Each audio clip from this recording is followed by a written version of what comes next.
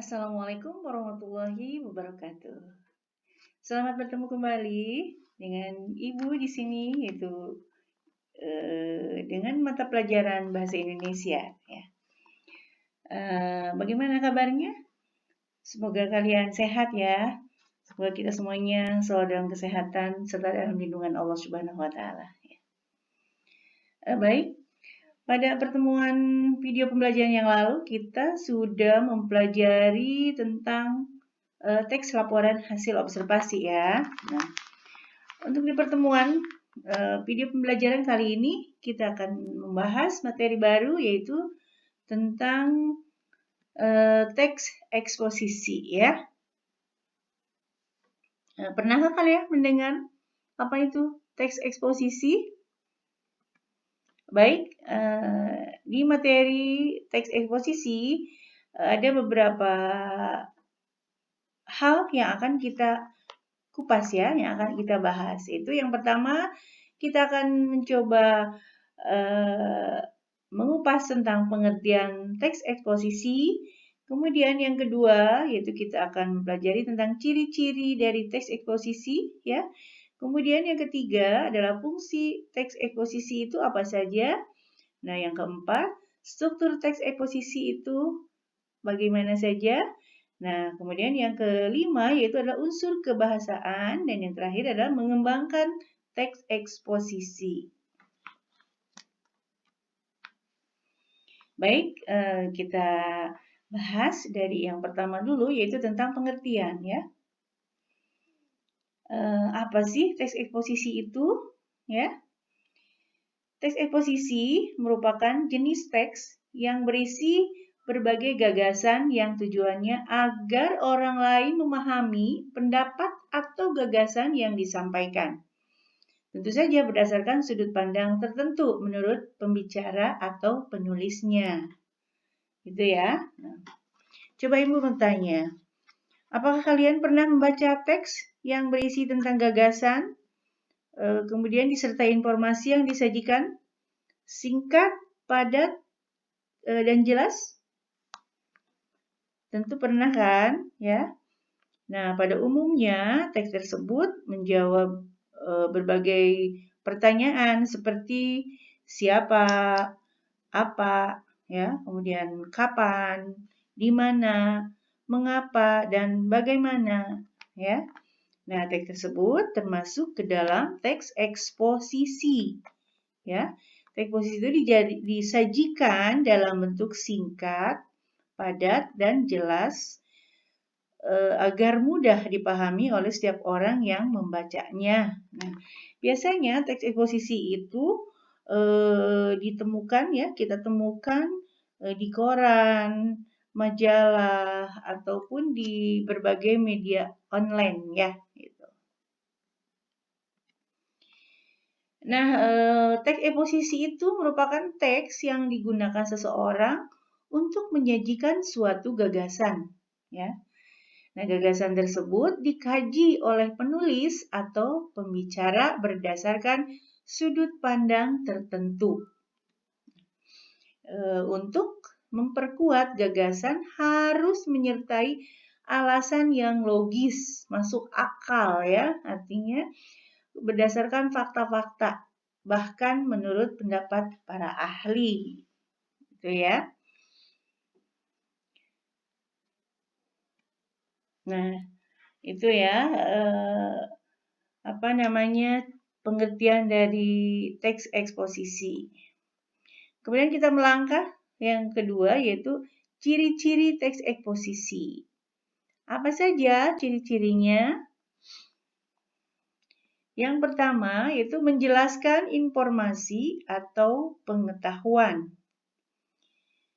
Di dalam teks eksposisi berisi tentang pengetahuan dan informasi berdasarkan objek yang dikaji oleh penulis atau pembicara. Kemudian informasi yang bersifatnya mengajak ya, di dalam teks eksposisi gaya bahasa yang digunakan harus bersifat mengajak ya, mengajak seseorang, mengajak orang lain gitu ya. Nah, kemudian Penyampaiannya menggunakan bahasa baku dan disampaikan secara lugas.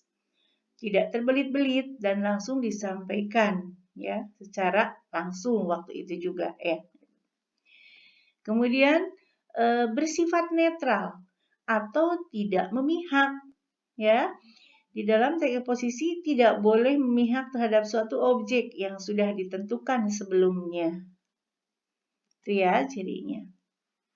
Nah, kembali tadi ya, di dalam teks eksposisi itu mengandung fakta ya, mengandung fakta dan opini ya.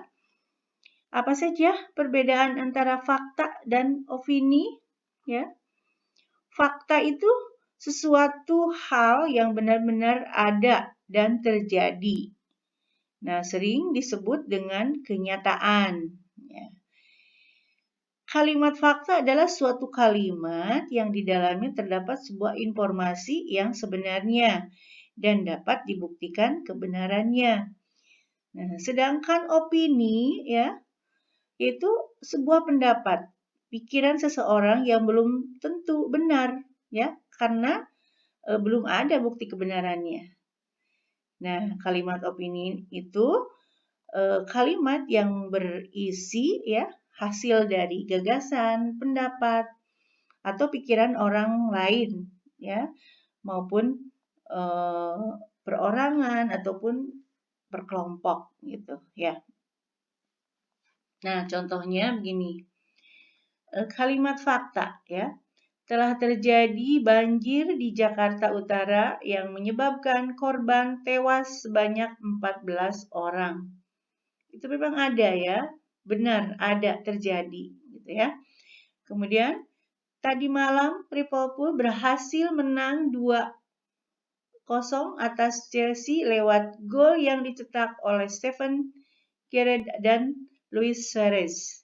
Ya, itu contoh benar-benar ada terjadi, gitu ya. Kemudian contoh opini.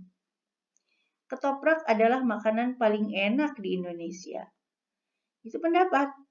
Enak menurut siapa? Belum tentu kan? Menurut si A enak, menurut B belum tentu. Misalnya seperti itu ya. Kemudian permainan Paulo Sitanggang malam ini sangat bagus.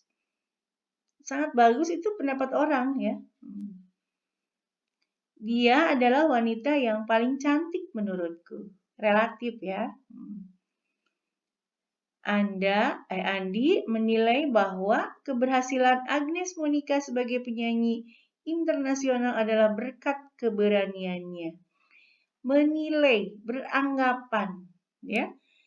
Kata si Andi seperti ini, tapi kalau kata yang lain belum tentu begitu pendapatnya ya. Mungkin ada beda pendapat gitu ya.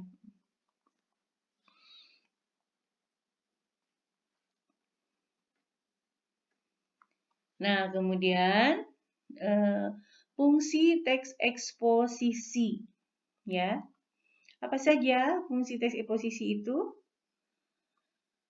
Itu menyampaikan, menerangkan, mengungkapkan, atau juga menguraikan suatu gagasan berupa pokok-pokok pikiran mengenai suatu topik dengan dasar argumentasi yang kuat. Ya, itu fungsinya.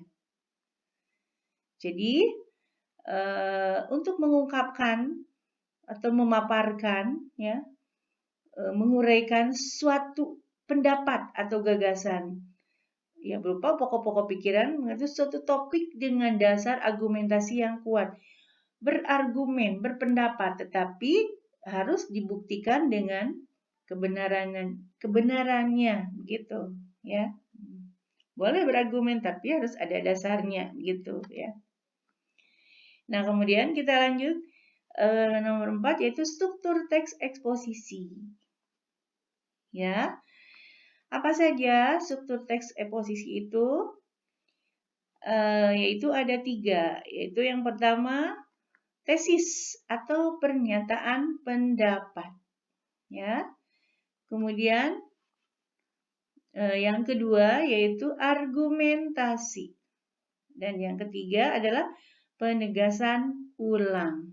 Itu struktur teksnya ya. Nah,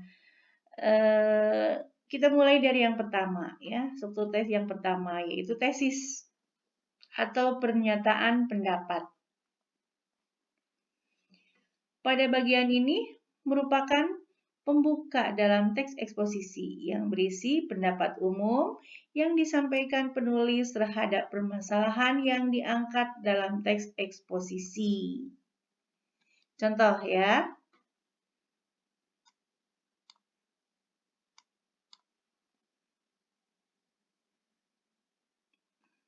Contohnya, perhatikan. Salah satu hal yang paling fundamental dalam menjaga kesehatan tubuh adalah meminum air putih, sebab banyak manfaat yang diperoleh untuk tubuh. Meminum air putih sanggup membersihkan segala bentuk toksin dari tubuh, serta memberikan nutrisi penting ke dalam sel-sel tubuh. Dengan begini, pencernaan terbantu dan tubuh terjaga dari dehidrasi.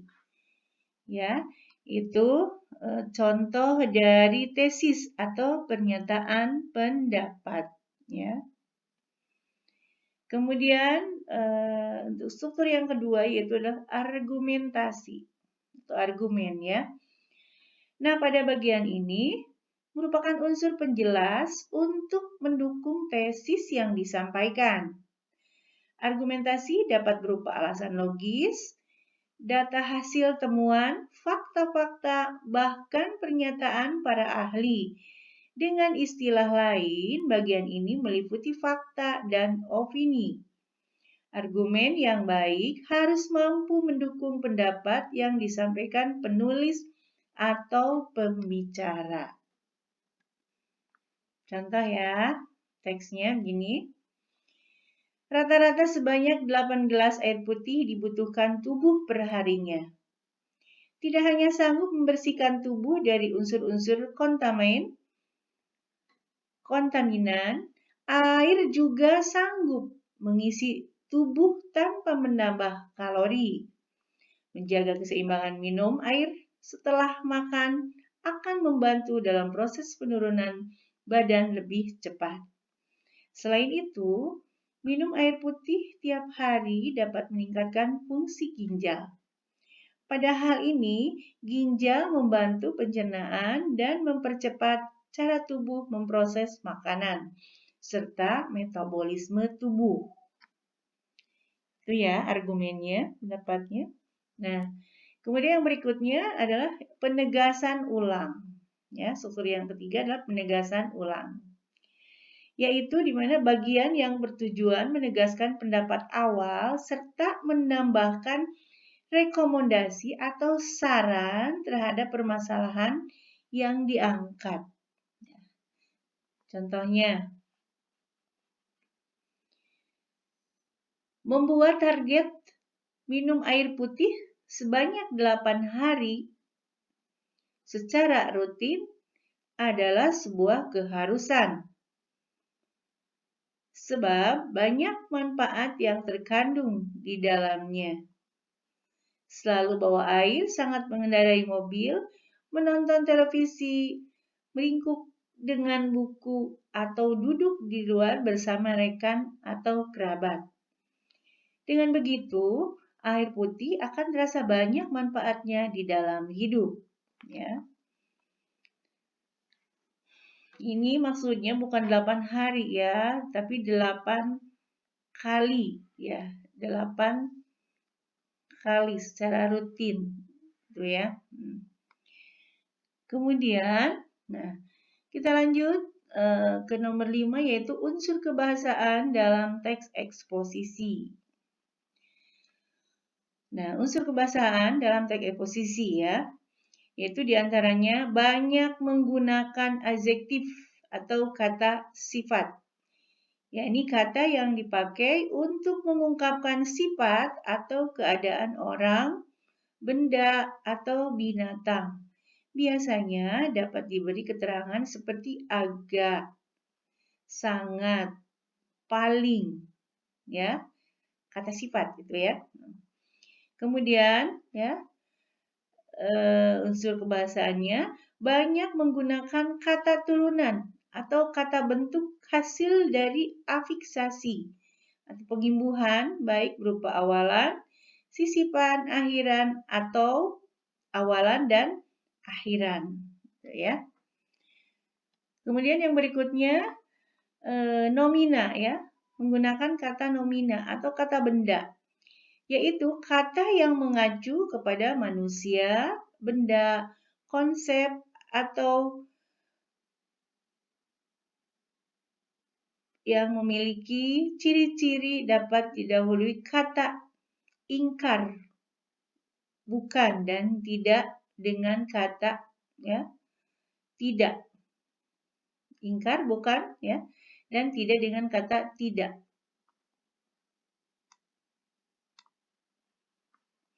Kemudian yang terakhir, unsur kebahasaannya yaitu verba atau kata kerja, yaitu kata yang menggambarkan proses, perbuatan, pekerjaan, tindakan, atau keadaan yang memiliki salah satu ciri dapat diikuti dengan kata ingkar yaitu tidak. Ya.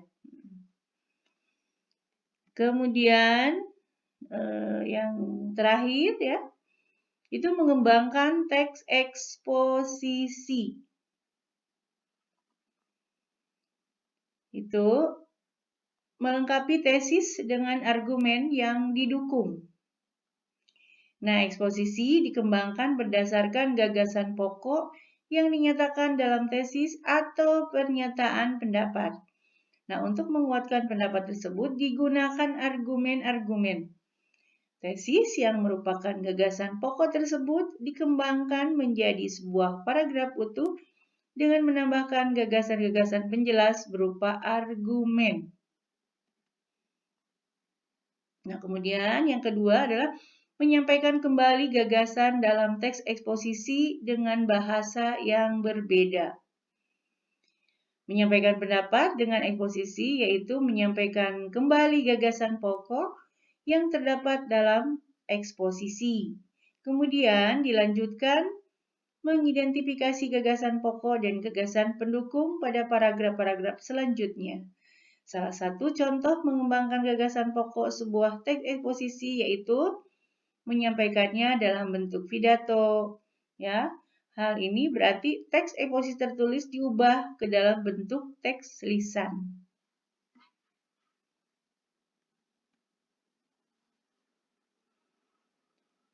Kemudian menyajikan gagasan ke dalam teks eksposisi, ya. Menentukan gagasan, ya, menentukan gagasan pokok dan gagasan penjelas dalam teks eksposisi. Setiap paragraf mempunyai suatu gagasan atau ide pokok yang menjadi dasar kerangka pengembangan sebuah paragraf. Untuk menyusun teks eksposisi, kita dapat memulai dengan mendata gagasan-gagasan pokok yang sesuai dengan topik yang akan dibahas. Nah, gagasan-gagasan pokok tersebut dikembangkan dengan memberikan gagasan-gagasan penjelas agar ide yang kita sampaikan menjadi jelas bagi pendengar atau pembaca.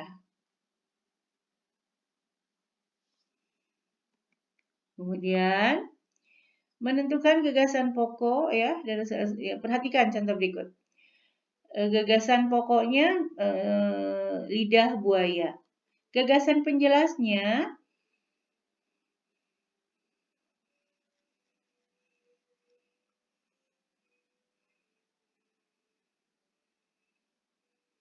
tanaman lidah buaya sudah dikenal sejak zaman nenek moyang.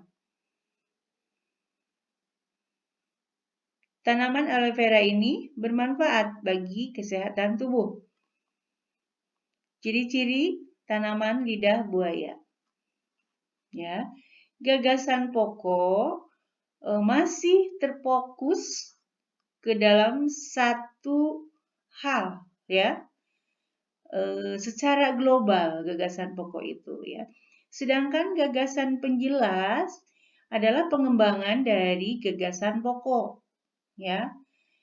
Sub-sub bagiannya dari sebuah pokok bahasan, gitu ya maksudnya.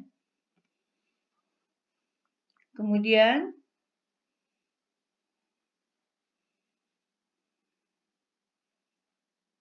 menyusun ulang gagasan ke dalam teks eksposisi.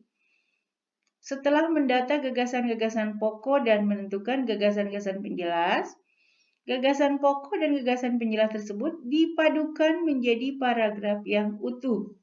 Ya. Nah, kemudian menyusun teks eksposisi. Nah, kegiatan menyusun teks eksposisi dilakukan dengan cara mengembangkan setiap gagasan pokok, menghasilkan gagasan penjelas gitu. Ya. Nah, nanti kita akan coba berlatih membuat teks eksposisi ya, yang diambil dari ini gagasan pokoknya. Misalnya, silahkan kalian pilih sendiri akan membuat gagasan pokoknya itu tentang apa. Nanti gagasan penjelasnya silahkan dikembangkan ya. Sampai di sini dulu materi pembahasan kita di teks eksposisi ya. Semoga bermanfaat untuk kalian semuanya. Mohon maaf apabila ada hal yang kurang berkenan. Terima kasih atas perhatiannya dan mohon maaf atas segala kekurangannya. Wabillahi taufiq wal hidayah. Wassalamualaikum warahmatullahi wabarakatuh.